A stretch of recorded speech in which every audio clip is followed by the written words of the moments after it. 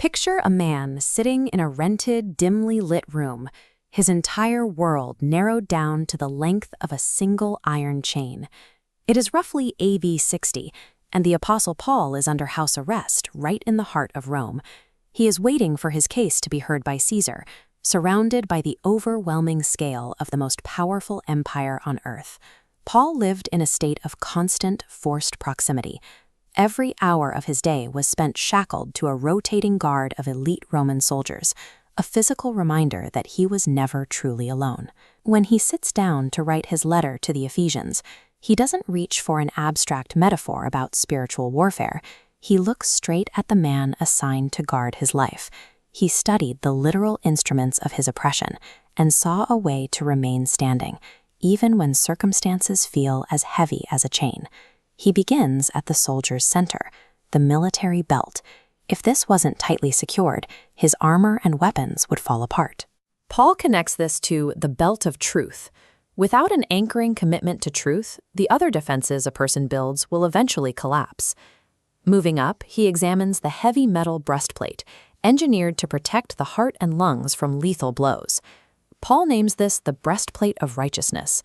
This security acts as metal plating, absorbing the impact when the outside world tries to inflict shame. Looking down, Paul sees the studded boots designed to give Roman infantry firm traction during brutal combat. It's a striking irony. Imperial war boots are reimagined as the preparation of the gospel of peace, footing meant to establish reconciliation between humanity and God. These three pieces of gear, the belt, the breastplate, and the boots, provide the soldier with a necessary center of gravity.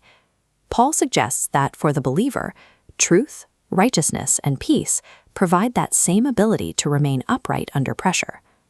Paul then points to the massive Roman shield. Soldiers soaked their leather coverings in water to extinguish flaming arrows. Translating this tactic, Paul writes about the shield of faith, a practical defense mechanism that snuffs out lies before they cause structural damage. Next is the helmet, the physical guard for the head, which houses our thoughts, identity, and perspective. Paul maps this to the helmet of salvation, securing a person's mind against psychological attack. Finally, he looks at the short sword, the single purely offensive weapon in the entire inventory. He calls it the sword of the Spirit, the Word of God. Believers aren't just meant to passively absorb blows, they are equipped to push back. With this complete inventory, Paul takes the very armor meant to enforce his captivity and uses it to teach his readers how to stop reacting out of fear and start dismantling the attacks leveled against them. Sitting in that Roman cell, Paul refuses the role of the victim. He observes the tactical details of his imprisonment and becomes an observant strategist. The Roman Empire intended to silence him. Instead, by chaining him to their best soldiers, they handed him the exact visual aid needed to teach millions how to stand firm.